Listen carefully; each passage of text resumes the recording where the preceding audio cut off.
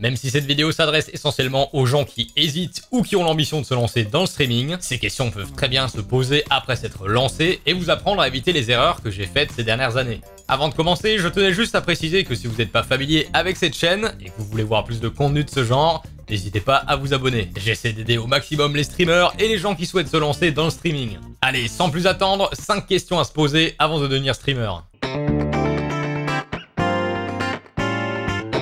La première question à se poser, c'est est-ce qu'on parle d'un travail ou d'une passion? Effectivement, une des questions à se poser, c'est est-ce que vous voulez devenir streamer à temps plein ou faire ça à côté d'un boulot ou en même temps que vos études? Si vous vous trouvez dans une situation financière convenable et que vous souhaitez prendre un risque, allez-y, lancez-vous. Typiquement, c'est ce que j'ai fait, mais je me suis fixé une date limite. C'est beau d'avoir des rêves, mais il faut savoir s'arrêter quand quelque chose ne marche pas. Donc sachez également vous arrêter. Maintenant, si vous êtes dans une situation plus délicate, par exemple, vous faites des études, n'arrêtez jamais, au grand jamais vos études pour vous lancer dans le streaming. Faites-le à côté, mais n'abandonnez jamais un diplôme qui pourrait vous être très utile si jamais le streaming ça marche pas pour vous. Alors, on trouvera toujours l'histoire de quelqu'un qui a arrêté ses études et pour qui ça a marché. Et d'ailleurs, tant mieux pour cette personne, mais ça, c'est une histoire. On parle pas de ceux qui ont fait la même chose et qui ont foncé droit dans un mur. Donc c'est bien d'être motivé et inspiré par quelqu'un, mais mettez toutes les chances de votre côté pour réussir et comptez pas juste sur la chance. De toute manière, rien ne vous empêche de faire ça à côté de vos études ou de votre travail. Et si vous voyez que votre chaîne commence à devenir rentable, de vous lancer à plein temps un peu plus tard. Mais John, il faut streamer pour le plaisir, si ça devient une corvée, faut pas devenir streamer. Alors ce que cette phrase sous-entend, c'est que c'est tellement bien la vie de streamer que ça peut pas avoir de côté négatif. Et je vois ça régulièrement sur Twitter. Cette idée collective vient du fait qu'on voit quelqu'un jouer à un jeu et ça donne la sensation qu'il suffit de démarrer sa webcam et de faire ce qu'on ferait habituellement sur un PC. Malheureusement, c'est faux. Si on a cette impression, c'est parce qu'effectivement, la partie live que vous voyez, c'est je dirais 30% du travail du streamer.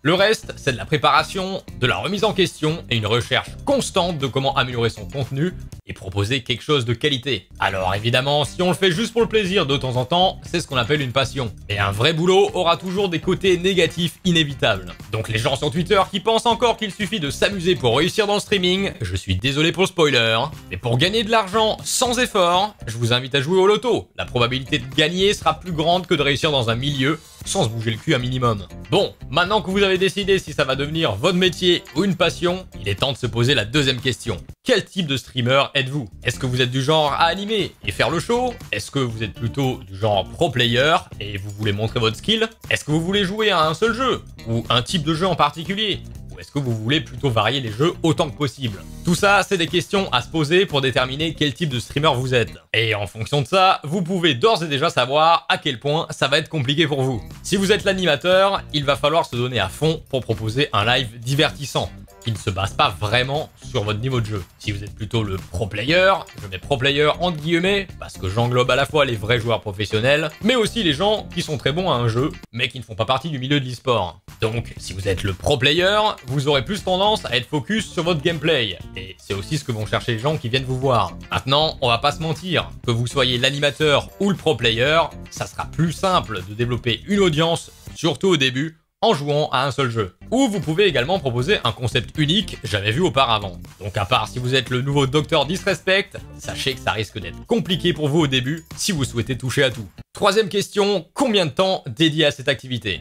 Alors ça va dépendre de ce que vous avez répondu à la première question évidemment. Et pour y répondre, il faut savoir qu'il y a une chose très importante à faire, c'est mettre en place un planning. Même si c'est qu'un seul jour par semaine, c'est très important d'être consistant dans ce que vous faites. Non mais John, sérieusement, consistant? Qu'est-ce que t'as bu pour dire consistant à la place de constant?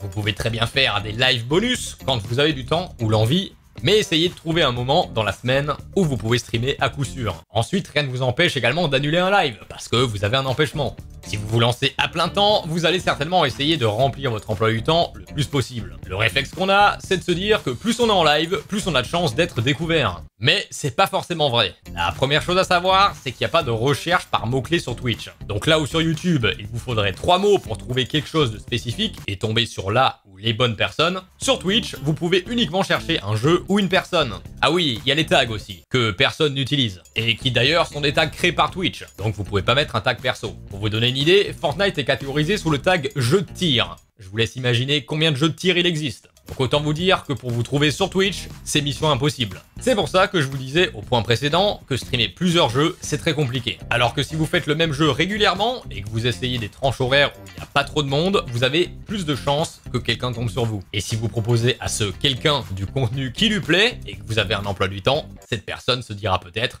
ah tiens, il stream ce jeu tous les lundis matins de 9h à midi. Du coup, vous venez peut-être de gagner quelqu'un qui peut devenir un viewer régulier. Tout ça pour dire qu'un emploi du temps, c'est super important. Mais n'en faites pas trop. J'ai fait cette erreur. J'ai commencé à streamer tous les jours de 9h à midi, puis je recommençais à 14h jusqu'à 19h, puis de 20h à minuit. J'ai tenu une semaine. En réalité, ne négligez pas votre santé, qu'elle soit physique ou mentale.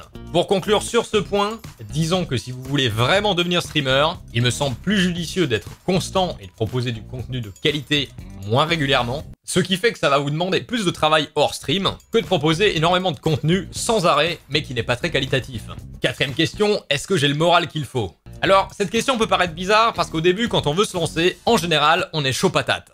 Et très rapidement, vous allez être confronté à la réalité et vous rendre compte que vous streamez pour 0 viewer. Donc à ce moment-là, il faut garder le moral et continuer à animer comme si vous étiez face à un public. D'ailleurs, évitez de tomber dans le piège d'interpeller des gens lorsque vous voyez le compteur de viewers passer à 1, ou même d'espionner la liste des viewers présents dans votre chat. Évitez aussi le bot qui interpelle et incite les gens à parler dans le chat alors qu'ils ne font que passer. Je vous assure que personne n'aime être forcé à parler, les gens peuvent très bien avoir envie de regarder votre live tranquillement et passer un bon moment sans interagir avec vous. Si ça peut vous aider, désactivez le compteur de viewers. Moi je sais que ça m'aide puisque ça me permet d'animer de la même façon tout au long de mes lives. En fonction de votre situation, vous serez aussi confronté à une autre problématique, la solitude. C'est quelque chose qui peut être difficile à gérer, et même si vous vous dites « Non, mais je suis entouré chez moi », sachez que de ne plus avoir de vie sociale IRL et se concentrer uniquement sur le métier de streamer, ça peut vous affecter. Donc pensez-y avant de vous lancer. Et pour finir, la 5e question, est-ce que ça me plaît? C'est vrai parce qu'après tout, on peut penser que le streaming c'est fait pour nous, et au final, on se rend compte que non. Donc n'investissez pas tout de suite dans du matériel incroyable, essayez de streamer avec ce que vous avez déjà en votre possession, et voyez si ça vous plaît, si vous avez un bon feeling avec ce côté live avec des gens.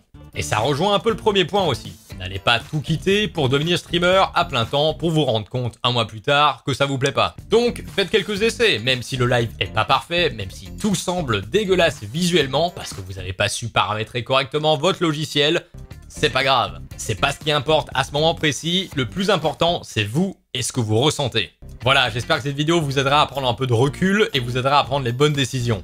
Encore une fois, le streaming ne se résume pas qu'à ça, mais ce sont des points qui me semblent importants à avoir en tête. Comme d'hab, si vous avez trouvé cette vidéo pertinente, n'hésitez pas à lâcher votre plus beau pouce bleu et à vous abonner si c'est pas déjà fait. Si vous connaissez quelqu'un dans votre entourage qui hésite à se lancer, partagez-lui cette vidéo.